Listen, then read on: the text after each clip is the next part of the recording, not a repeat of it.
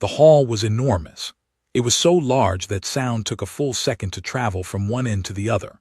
The ceiling curved high above like the inside of a shell, and the walls were made of a pale blue crystal that glowed softly in the dark. Around a wide circular table sat the representatives of 312 species. Some had 4 arms. Some had no arms at all. Some breathed gas through filters built into their chairs. Some were so old that their skin had turned to something like bark. But they all had one thing in common. They had never been afraid of anything for a very long time. Ambassador Drenosk of the Voreth Collective walked into the center of the room. He was tall, gray-skinned, and had large black eyes that usually gave away nothing. But today, those eyes were different. Today, they moved. They blinked too fast. They looked around the room in small, nervous jerks that every species present noticed immediately. The Voreth were not known for being afraid. They were known for being cold, careful, and extremely hard to surprise. Seeing one of them walk into a room looking like this was strange. It was the kind of strange that made other beings sit up a little straighter in their chairs. Drenosk stopped at the center and placed both hands flat on the table. He did not wait for a formal introduction. He did not follow the usual greeting protocols. He simply began to speak. He told the council about a small planet, a wet, messy, loud planet orbiting a very ordinary yellow star in a very unimportant part of the galaxy. The planet had a simple name, Earth. The beings that lived on it called themselves humans. They were soft. They had no natural armor, no venom, no claws worth mentioning. Their average lifespan was almost comically short by galactic standards. Their technology, when the Voreth first observed them, was primitive. They were still burning dead plants for energy. The council exchanged glances. A few quiet sounds traveled around the room. The sounds were close to laughter. Drenosk raised one hand, and the room went quiet again. He continued. He told them what his analysts had found after 40 cycles of watching. He said that in that time, the humans had survived 3 major plagues that each should have ended them. They had fought wars so brutal and so total that their own sky had been briefly poisoned from the smoke, and then they had rebuilt. They had nearly destroyed their own oceans, and then they had started trying to fix them. They had split atoms. They had gone to their own moon. They had developed systems of thinking so complex and layered that Voreth mathematicians had spent years just trying to understand how a human child was taught to reason. None of this, said Drenosk, was what scared him. What scared him was something harder to explain. He tried anyway. Every species in the galaxy, when faced with something that could kill them, had one of 2 responses. They ran from it or they found a way around it. They adapted. They evolved away from danger. They moved their nests, changed their diets, altered their biology over thousands of years to avoid what hurt them. Humans did not do this. When something tried to kill a human, the human tried to kill it back. When a plague came, they did not simply flee or wait to die, they went inside the plague. They studied it. They cut it open and looked at what it was made of until they could make something that killed it. When a flood came, they built higher. When the cold came, they made fire, and when fire wasn't enough, they built walls and wore the skins of other animals and survived in places where nothing else could. When other humans attacked them, they did not just defend themselves. They developed theories about why the attack had happened, built systems to try to prevent it, and then built better weapons in case the systems failed. They were the only species ever recorded that responded to near extinction by becoming more dangerous. The council was quiet now, not the amused quiet from before, a different kind. Drenosk told them that the Voreth recommendation was simple: not war, not contact, containment. The humans should be watched closely and carefully. They should not be provoked. They should not be ignored. And under no circumstances should the council wait too long to decide what to do. The silence in the room lasted for about 4 seconds. Then Elder Zhalmira of the Celestine Union laughed. She was ancient. She had been on the council longer than most species in the room had been spacefaring. Her laugh was dry and low, like wind moving through dead leaves. She leaned forward on her long, folded arms and looked at Drenosk with something that was not quite respect and not quite contempt. It was the look one gives a young creature who has said something one finds endearing in its foolishness. She said that the Vorath had been watching one small, wet rock for 40 cycles, and had come to the full council in a state of visible distress over beings that still burned dead plants for energy. She said that every 50 cycles or so, some species discovered some new primitive world and came running to the council with warnings about the dangerous new creatures. She said the council had heard it all before. The Gretkai had warned them about the Saloon. The Piv Confederation had warned them about the Drex, and in every case, the species in question had either destroyed themselves before reaching the stars, or had arrived at the stars confused and frightened and desperate to join the community of civilized beings like everyone else. She asked Drenosk, gently but with a smile that was not gentle at all, if he was perhaps spending too much time watching creatures that had not yet left their own gravity well. The room laughed, properly this time. Even some of the quieter members made sounds of amusement. Drenosk did not argue. He did not raise his voice. He looked around the room at all 312 representatives, and something in his face went very still. He asked the council to enter his warning into the official record. Elder Jalmira, still smiling, said of course. She even said it into the official record herself, so there would be no mistake about it later. She said, in the formal language of council proceedings, that the Vorath Collective had raised concerns about a primitive species designated as *Earth humans*, and that the full council had reviewed the matter and found no cause for alarm. She called them, and this part was also entered into the record, biologically unremarkable and strategically irrelevant. She added one final line. She said it lightly, as one says a thing they do not expect to remember later. Let the soft ones have their little wars. They will exhaust themselves. They always do. Drenosk bowed slightly. He thanked the council for their time. He walked back out through the great crystal doors of the conclave hall without looking back. In the corridor outside, his aide fell into step beside him. The aide was young and had never been in a council session before. He waited for his ambassador to speak. Drenosk walked for a long time without saying anything. The corridor was long and lit with slow, pulsing light. Their footsteps made almost no sound on the polished floor. Finally, the aide asked what they would do now. Drenosk did not stop walking. He did not look at the aide. He spoke quietly, the way someone speaks when they are saying something they hope no one else will hear. He told the aide to begin moving the population of the 3 Vorath border worlds closest to the humans' region of space. He said to do it quietly. He said not to call it an evacuation in any official documents. Call it a colonial reassignment, a resource reallocation, anything that would not draw attention or questions.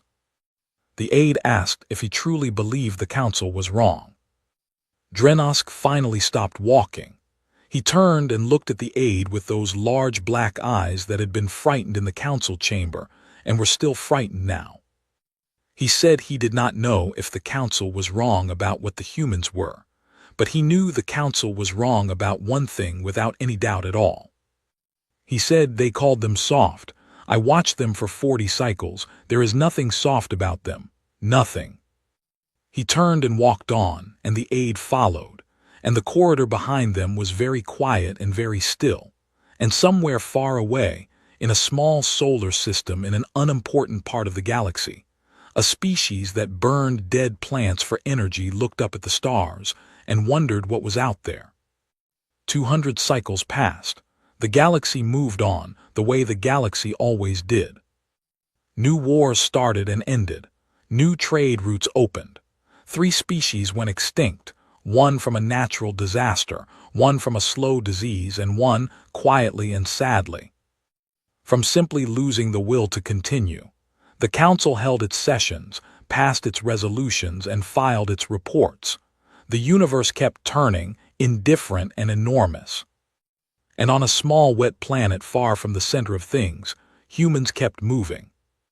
The file on Earth humans sat in the Council's archive system under the designation *** Class 4 Primitive, Quarantine Protocol Active. Class 4 meant no contact, no trade, no interference. The idea was simple: let them develop on their own timeline. Most Class 4 species took between 500 and 1,000 cycles to reach a basic level of space travel. Then the Council would make formal contact, offer membership, explain the rules, and welcome the new species into the community of civilized beings. It was a clean process. It had worked over 200 times. Nobody checked the Earth file for a very long time. Counselor Yethza of the Meridian Compact was not someone who got surprised easily. She had spent 60 cycles in diplomatic work, negotiating border disputes, mediating trade conflicts, sitting across from species so alien that looking at them directly required a strong stomach. She was good at staying calm.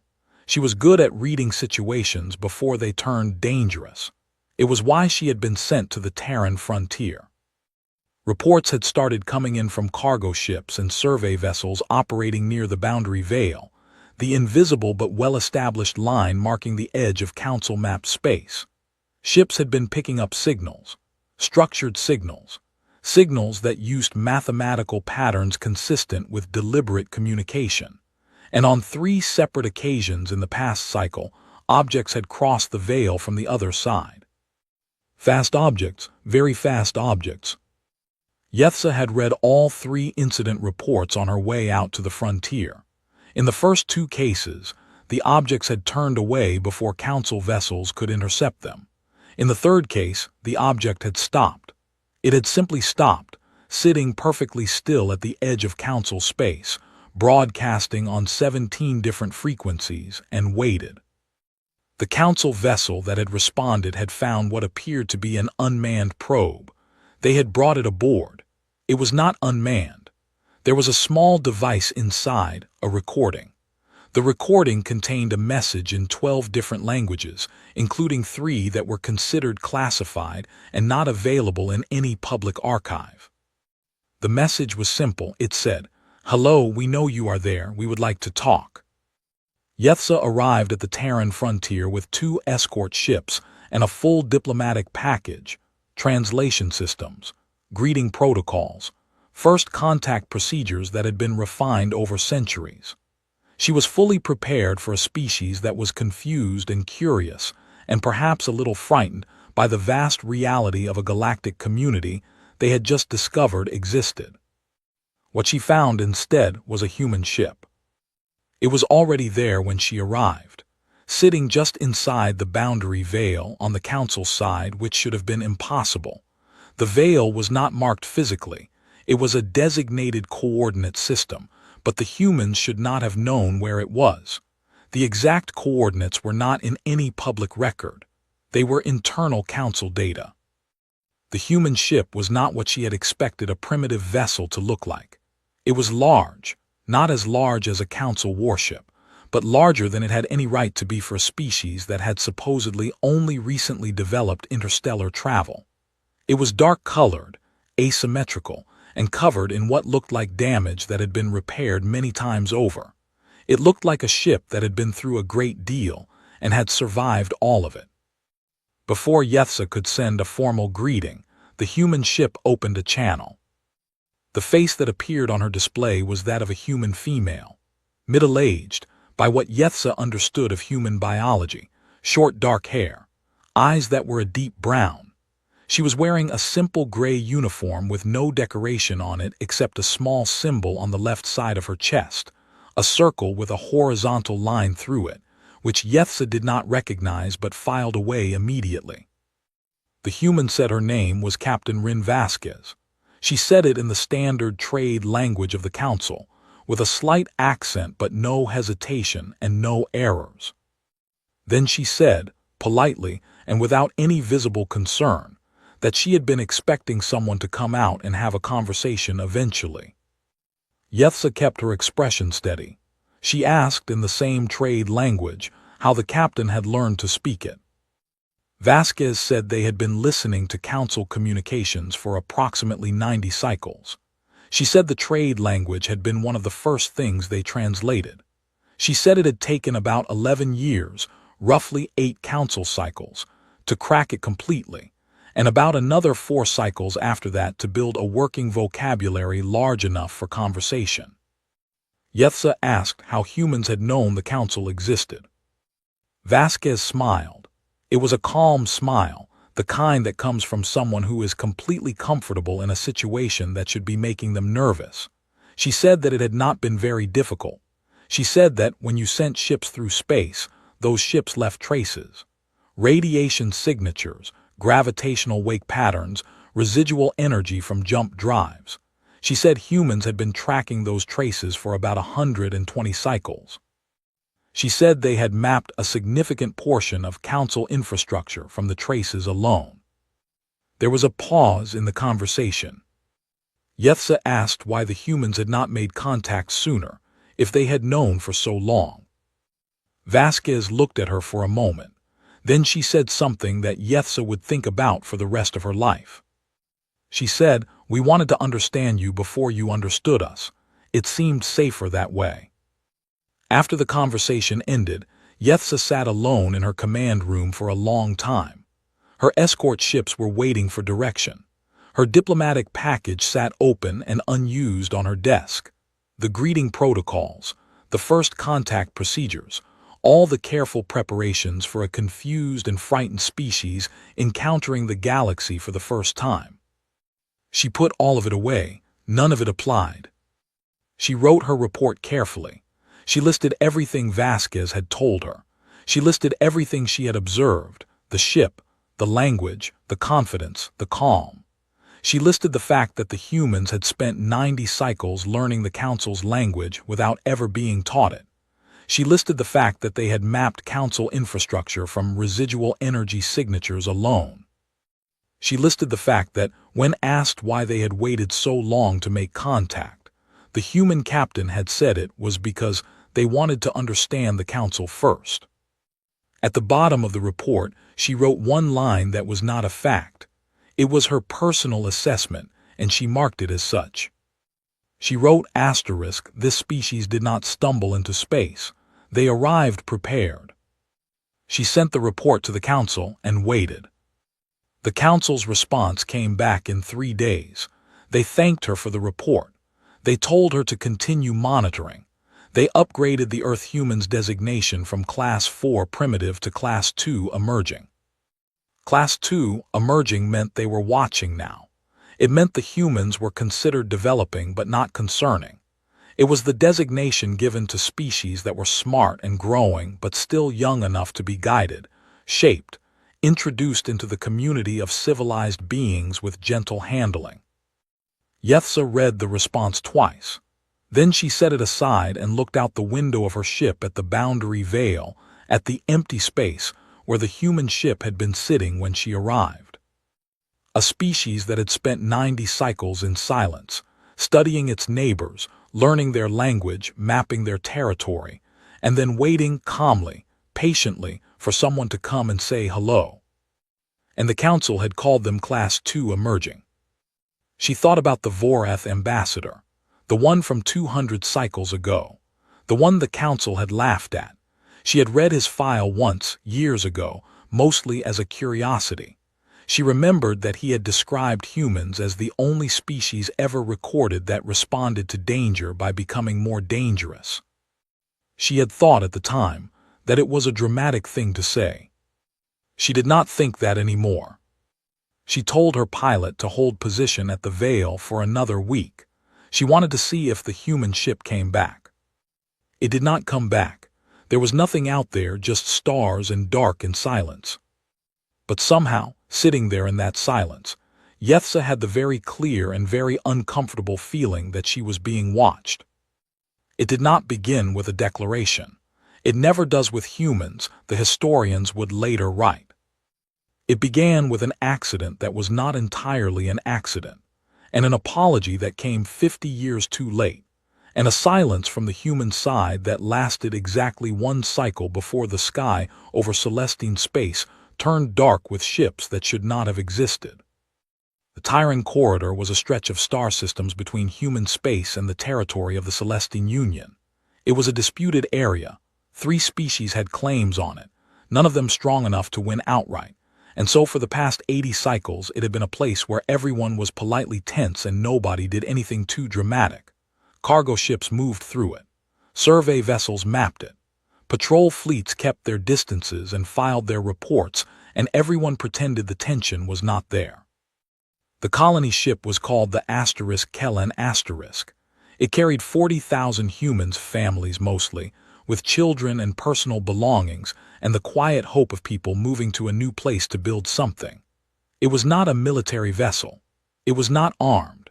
It was a large, slow ship moving through a corridor it had legal passage rights through, broadcasting its identification on every standard frequency. A Celestine Union patrol fleet intercepted it near the third moon of a gas giant called Velosa. What happened next was officially described in the report the Celestine Union filed with the Council the following day as a navigation error, a targeting system malfunction, a tragic chain of automated responses that no living officer had intended or authorized. The Kellen was destroyed in 4 minutes. All 40,000 people on it were killed. The Council sent formal condolences to the Terran Unified Government within the week. A reparation package was prepared, financial compensation, a formal apology entered into the official record, a pledge to review Celestine Union targeting protocols. Elder Jalmira herself, ancient and slow-moving now but still sharp-eyed, delivered the apology personally via broadcast. It was a good apology. It used all the right words. It expressed genuine-sounding regret. It was the kind of apology that had ended conflicts between Council species many times before. The humans received it, they acknowledged it, they said very little. For one full cycle, they said almost nothing at all. The Council took this as a sign that the matter was moving toward resolution, quiet negotiation probably, a drawn-out discussion of reparation terms. This was normal. This was how things worked. The Council had seen this kind of grief before in many species. They knew how to wait it out. What they did not know, what no one in the Council had thought to consider, was that human silence was not the same as human stillness. Admiral Sira Akafar appeared at the edge of Celestine space on the 366th day after the destruction of the Kellen *. She came with a fleet that the Council's intelligence divisions had no record of. Not because it was hidden. It had been built in open human shipyards, registered in human naval databases, crewed and provisioned, and tested over the course of the previous cycle while the humans were being quiet. The Council had simply not been watching closely enough to notice. The ships were unlike anything in the Council's records. They were large and dark and built with a kind of brutal simplicity, no decorative elements, no wasted space, every surface angled in ways that made them difficult to track on standard sensor systems. There were 43 of them.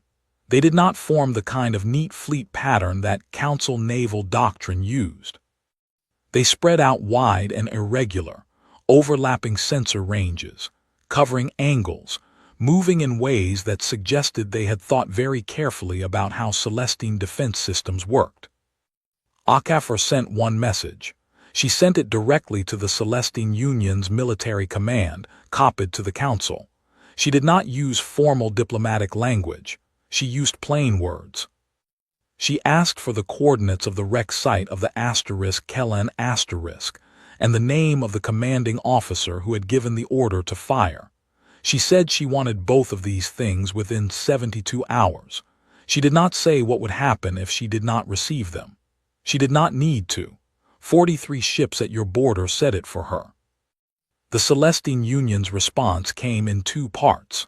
The first part was a communication to the Council asking for emergency support, a clear violation of the human demand, which had been sent privately. The second part was their own fleet, 120 ships, moving to intercept HFY's position. The Celestine fleet was 3 times the size. It had been active for decades, its crews experienced, its ships well-maintained and well-armed. By every measure the Council used to assess military engagements, the Celestine Union should have won without much difficulty. The battle lasted 9 hours. Later, when analysts tried to reconstruct what had happened, they kept running into the same problem. The humans had not fought the way any species fought. Council military doctrine across almost every member species was built around the same basic logic: destroy the enemy's ability to fight.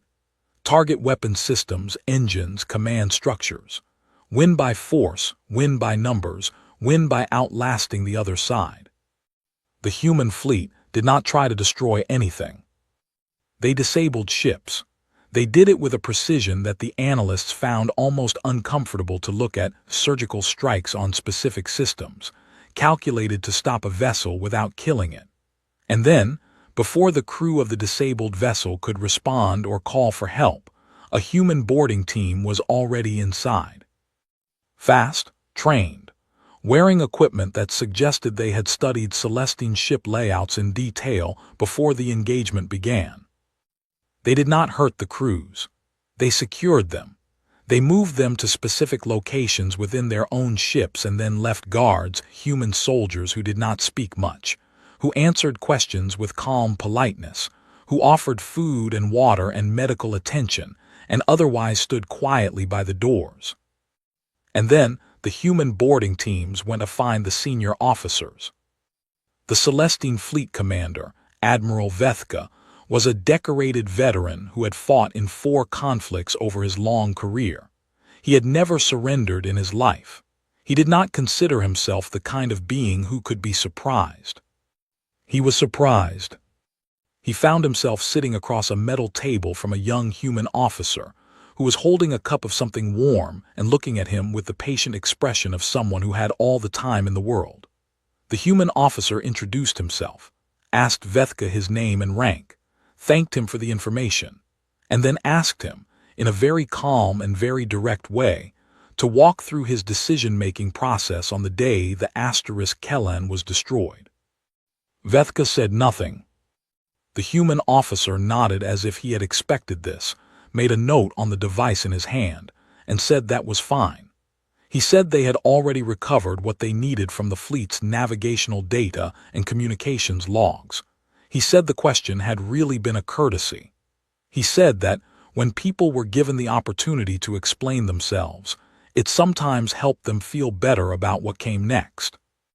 Then he stood up, thanked Vethka again, and left. The Celestine fleet surrendered 6 hours later, not because they were destroyed. Most of the ships were still functional. They surrendered because the admirals on the command vessels looked around at what was happening. Their ships boarded one by one, their crews secured without casualties, their entire engagement being taken apart with a methodical patience that felt less like warfare and more like a very serious investigation. And they realized they did not know how to fight this. They did not know how to fight an enemy that did not seem to want to destroy them. An enemy that was clearly, in real time, studying how they thought and moved and made decisions. It was the most frightening thing Admiral Vethka had ever experienced, and he had experienced a great deal. At the council, the session that night was the quietest in living memory. The full results of the engagement were laid out on the table. No Celestine ships destroyed. No human ships destroyed. 43 human vessels against 120 Celestine vessels, and the humans had ended it in 9 hours without killing anyone, while simultaneously gathering what appeared to be a comprehensive intelligence picture of Celestine military systems. Someone at the table quietly moved to update the human designation status. The Class 2 emerging notation was removed from the Earth Humans file that night. In its place, the Council's classification system used a category that had never been applied to a living species before. It existed in the old records, created 1,000 cycles ago as a theoretical marker, never used because no species had ever met the criteria. The new designation was *** Class Omega, existential variable. It meant, we do not know what this is, and that is the problem. Somewhere far away, on 43 dark ships pulling back from Celestine space, Admiral Sira Akafer stood at the window of her command deck and looked at the stars. An aide handed her a report, the coordinates of the *Kellen *Rex site, sent by the Celestine Union within hours of the surrender. The name of the commanding officer was attached. She looked at the report for a long time. Then she folded it and put it in her pocket. She said quietly to no one in particular, 40,000 people. Then she told her fleet to go home. Fear, when it lives in a room long enough, changes the room. It changes the way light feels in it. It changes the way voices sound. It gets into the walls. The emergency session of the Galactic Council had been running for 6 days. Not 6 hours, 6 days. Delegates had stopped leaving for proper rest periods. Food was being brought in. The hall that had once rung with laughter now smelled like cold air and stress, and the particular chemical signature that several species released when they were deeply, genuinely afraid. On the central display, rotating slowly for everyone to see, were the results of the Tyran Corridor engagement. The numbers had not changed. They were not going to change. 43 human ships, 120 Celestine vessels, 9 hours, 0 ships destroyed on either side, and a complete, systematic dismantling of one of the Council's most experienced fleets, boarded, documented, and released like specimens that had been examined and found useful. High Chancellor Voss of the Meridian Compact stood at the head of the table. He was not the oldest being in the room, but he was the most composed, and in a room full of frightened delegates, composure was a kind of power. He was tall, silver-skinned, with eyes that were a flat and unreadable gold. He had spent his career being the calmest person in difficult rooms, and he was doing it now, even though something behind those gold eyes was working very hard to stay calm. He had a proposal. He called it Resolution 7 Omega. The language of the resolution was careful and formal, the way language is when it is trying to make something extreme sound reasonable. It called for a unified galactic military response to what it described as the Terran expansion threat. It cited the Tyran Corridor engagement. It cited the 90 cycles of silent surveillance the humans had conducted. It cited the fact that the humans had mapped Council infrastructure, learned Council languages, and developed military technology at a rate that had no precedent in recorded galactic history.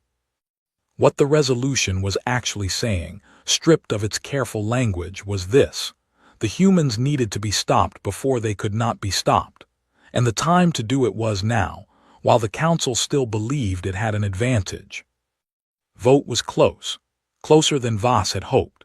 Several species abstained. The Vorath, notably, sat completely still and said nothing throughout the entire vote, which was itself a kind of answer. Others voted against, arguing that the engagement in the Tyran Corridor had not been unprovoked, that 40,000 human civilians had been killed first, and that launching a war against a species in response to them defending themselves was not a policy that would hold up well in the long history of the galaxy. But the resolution passed, and so the galaxy went to war against humanity.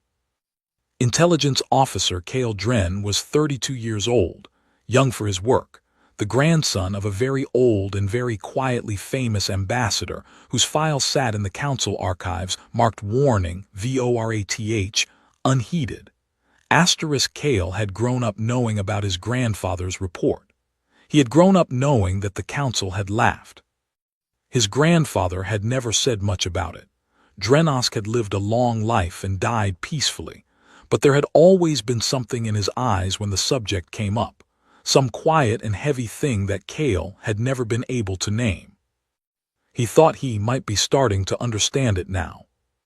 Kale was embedded with the Council's primary intelligence coordination unit, the group responsible for gathering and analyzing information to support the military campaign. He had access to everything, every report from every front, every plan, every operation, every piece of information that came back from the fleet commanders operating in and around human space.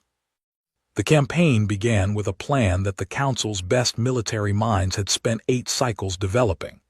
It was a good plan, by every standard they knew. It was designed to cut off human supply lines, isolate clusters of human ships, and force engagements in areas where the Council's numerical advantage would matter most. The first operation failed in 6 hours. Not because the human fleet had destroyed the Council forces. They had not. The Council ships arrived at the designated coordinates to find the area empty. The supply lines they had been sent to cut were already inactive. The human ships they had expected to find were not there. It was as if the humans had simply moved everything before the operation began. The second operation failed in the same way. The third operation failed differently. The Council fleet arrived at their designated position to find a small human ship already there, sitting quietly, broadcasting nothing. Before the fleet commander could decide what to do, the human ship opened a channel. A human officer appeared on the display, apologized for the inconvenience, and informed the commander that the operation's planned route had taken the fleet through a debris field that the Council's own navigational charts had listed as clear, but which was actually quite dense with material that would damage the fleet's engines at the speeds they were planning to travel. The human officer said they had flagged the navigational error as a courtesy, and hoped the fleet commander had a safe journey home. Then the human ship left. The fleet commander filed a report. Cale read it 3 times. He read it 3 times because he could not quite make himself believe it on the first 2 readings, that a human ship had appeared at a classified operational coordinate to offer navigational advice. Either the humans had access to the operation's plans, which should have been impossible, or they had independently predicted where the fleet was going and gotten there first. Both options were deeply disturbing. The reports kept coming. Supply caches that disappeared before Council forces reached them, rendezvous points that were empty, encrypted communications that, when the Council changed their cipher systems, the humans appeared to adjust to within days. And then the notes began. The first note was found on a Council command ship after a routine patrol, a small piece of physical material, covered in writing, left in the captain's private quarters, which had been locked and secured the entire mission. The writing was in the standard trade language, neat and clear. It said, "We see you, H." The second note was found in the war room of a Council military installation on a moon called Verath 7. The installation was ground-based, heavily defended, staffed by 300 beings at all times. Nobody had seen anyone enter or leave who should not have been there. The note was on the central planning table, held down by a small round object that turned out to be an Earth coin, a physical currency the humans apparently still produced, stamped with the face of a human, and a date that corresponded to approximately 40 cycles ago. The note said, *, your eastern perimeter runs 11 seconds slow between the 3rd and 4th sensor posts. You should fix that. H. Cale read every note as it came in. There were 14 of them over 3 months. They were found in secured locations. They were left in places that required access codes, biometric clearance, or physical keys that should not have been replicable. They ranged from simple observations to detailed corrections to Council security procedures, offered with a politeness that somehow made them worse than threats would have been. The worst one was found in High Chancellor Voss's own office, in his secured facility on the Council's central station. The facility had no external docking ports accessible to unauthorized vessels. The office itself had 6 layers of security and was swept for intrusions twice daily. The note was on his chair, which he had been sitting in 4 hours before it was found. The note said, "We know we've always known, H." Voss read the note and then sat down, carefully, on a different chair. He called Cale into his office. He laid the note on the desk between them and asked Cale what he thought it meant. Cale looked at the note for a long time. He thought about his grandfather. He thought about the report that the council had laughed at. He thought about a species that responded to near extinction by becoming more dangerous, that had spent 90 cycles in silence learning the council's language, that had built an entire fleet in secret in 1 year while the galaxy thought they were grieving. He thought about the Tyran corridor and the human officer who had sat across from a Celestine admiral and asked him, patiently and without anger, to explain his reasoning. He thought about what it meant that every operation the council had launched had failed, not because the humans had destroyed the forces. They had not destroyed anything. They had simply moved. They had simply not been where the council expected them to be. They had been somewhere else, watching, taking notes, leaving messages. Kale said slowly, "I don't think we surprised them. I don't think we've surprised them once." Voss's gold eyes were very still. Kale said, "I think they've been ready for this. I think they've been ready for a long time." Outside the window of Voss's office, the stars were the same stars they had always been, distant, cold, indifferent. But Kale found, looking at them now, that they felt different. They felt like they might be occupied. Like somewhere in the dark between them, behind the light that had left them years ago, something was sitting very still and watching back. His grandfather had tried to tell them. Nobody had listened. And now Kale stood in a room with a note that had been left on a secured chair in a sealed facility, and asked himself the question that was going to keep him awake for the rest of the war. If they have always known, what are they waiting for? What follows is assembled from fragments, records recovered from damaged archives, personal journals found on abandoned stations, transmissions intercepted and saved by systems that continued running long after the beings who built them were gone. History, when it breaks, does not break cleanly. It leaves pieces, and the pieces do not always fit together the way you want them to. And sometimes the most important things are found in the margins, in the handwritten lines at the edge of an official document, in the last entry of a journal, in the single sentence someone said in a corridor when they thought no one was recording. This is what happened, as best as it can be told. The war lasted 4 years by human reckoning. In that time, the Council launched 37 major operations against human space. Of those 37, 29 failed before they properly began. The forces arrived to find the area already evacuated, the targets already moved, the supply chains already rerouted. The remaining 8 engagements were short, precise, and ended the same way the Tyran corridor engagement had ended, with Council ships disabled and boarded, crews secured without casualties, senior officers questioned politely by human officers who took careful notes, and then everyone released. Nobody died in any of these engagements, not one being on either side. This was the thing the Council could not understand and could not talk about without the conversation getting very uncomfortable very quickly. They had launched a war. They had passed Resolution 7 Omega and committed their full military strength, and the humans had responded by not killing anyone. They had inconvenienced everyone enormously. They had made the Council look foolish on dozens of occasions. They had demonstrated repeatedly and without apparent effort that they knew where Council forces were going before Council forces knew themselves. They had left notes. They had corrected navigational errors. They had boarded ships, examined them, spoken to their crews over coffee, and left again. But they had not destroyed anything.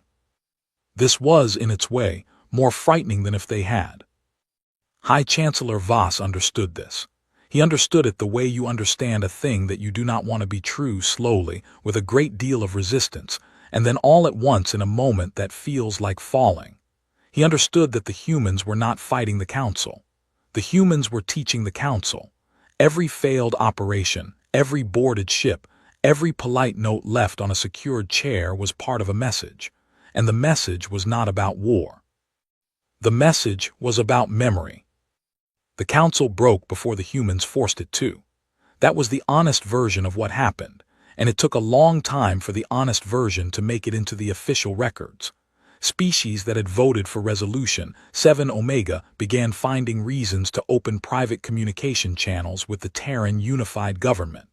Small channels at first, low-level diplomatic contacts, unofficial conversations between representatives who had plausible deniability.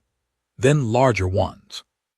Trade discussions, border agreements. One species, the quiet and careful Saloon, formally withdrew from the Council's military coalition and issued a public statement saying that they had never been comfortable with a war against a species that had not started the conflict. Others followed. Not all at once and not all loudly, but steadily the coalition cracked. Kale Dren watched it happen from inside. He filed reports that he was no longer sure anyone was reading. He sat in the Intelligence Coordination Unit and watched the data come in, operation after operation, the same results, the same pattern, and he thought about his grandfather, and he thought about the note on Voss's chair, and he kept coming back to the question he had asked that day in the sealed office. If they have always known, what are they waiting for? He got his answer on a morning that began like other mornings, with the usual reports and the usual quiet tension of a war that had stopped looking like a war. He was called to Voss's office. He arrived to find Voss sitting behind his desk, very still, with the expression of a being who has recently experienced something they had not prepared for.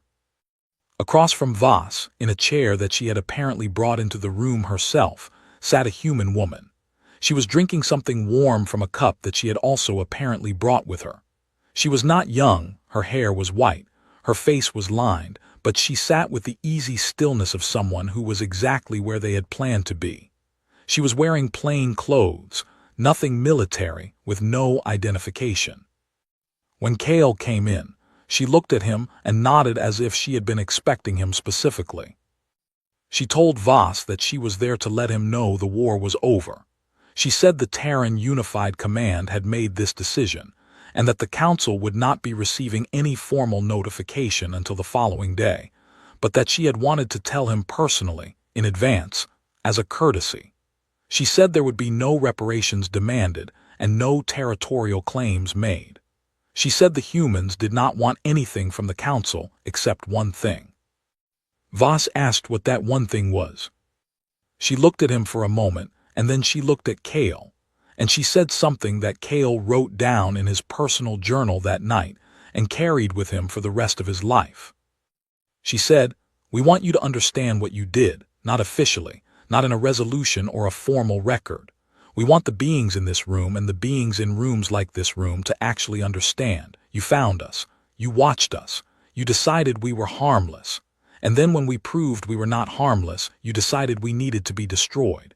You didn't ask why we fought the way we fought in the Tyran corridor. You didn't ask what 40,000 people meant to us.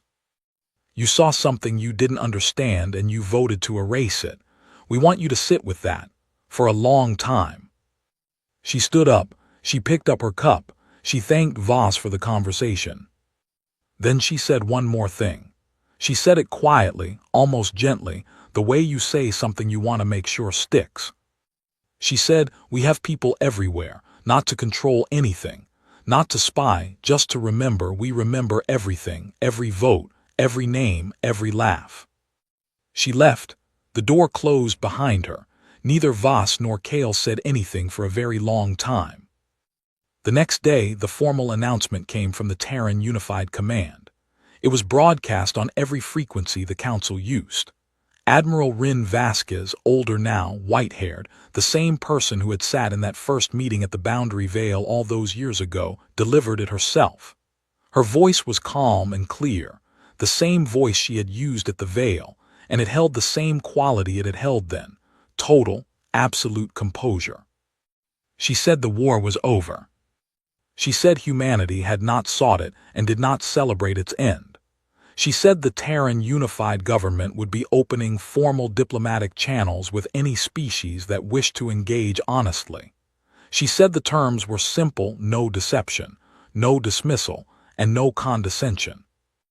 And then she said the part that every species in the galaxy heard and remembered. and would keep remembering long after everything else about that day faded. We did not come here to conquer you. We came here because your council voted to erase us. We want you to understand something clearly: we cannot be erased. We have survived everything our own world threw at us. We survived you finding us. We will survive whatever comes next. But you made a choice, and choices have consequences that echo across time. The Galactic Council, as a governing body, dissolved 14 months later, not because the humans destroyed it, because it destroyed itself, species withdrawing, coalitions breaking, the trust that had held 312 civilizations together for centuries cracking under the weight of what the Council had done and what it had failed to do. The conclave hall was emptied. The great crystal walls were dark. Some species rebuilt in new configurations. Trade networks formed. Smaller councils, regional ones with different rules and different memories. The galaxy did not end. It reorganized. It became something new and not entirely comfortable and more honest than it had been before. And in all of it, quietly at the edges of things, humans were present. Not conquering, not controlling, not even particularly visible most of the time, a representative here, an observer there, a face in the corner of a room that you noticed but could not quite place. They participated in the new structures of galactic civilization with the same patient, careful attention they had brought to everything else. They were not beloved. They were not quite trusted, not fully, not yet. But they were respected in the deep, uncomfortable way you respect something you do not entirely understand. The Vorath, the first species to have watched humanity and warned the Council, said little publicly about any of it. They had moved their border populations long ago. They had prepared. They watched the events of the war with the quiet of people who had known something important that nobody would listen to and had made their peace with being right. Kale Dren retired from intelligence work 3 years after the war ended. He spent his remaining years writing a history of the conflict, not a political history, but a personal one, built from the reports he had filed, and the reports he had read, and the things he had seen and heard in rooms where history was being made whether anyone wanted it to be or not. He began the history with his grandfather's report. He ended it with the woman in Voss's office and what she had said about memory. And in the final page of the history, Kale wrote out a passage from his grandfather's personal journal, the entry written the night after the Council had laughed, 300 years before. He had found it in a family archive after Drenosk's death, folded carefully and kept in a plain case. He had read it many times. He read it one more time now before he wrote it down. His grandfather had written, "They did not understand what I saw. I saw a species that had looked into the void, into disease, into war, into the death of everything they loved, and instead of breaking, they smiled. I do not know what gods they made in that darkness, but those gods are coming, and the galaxy is not ready to meet them." Kale set down his pen.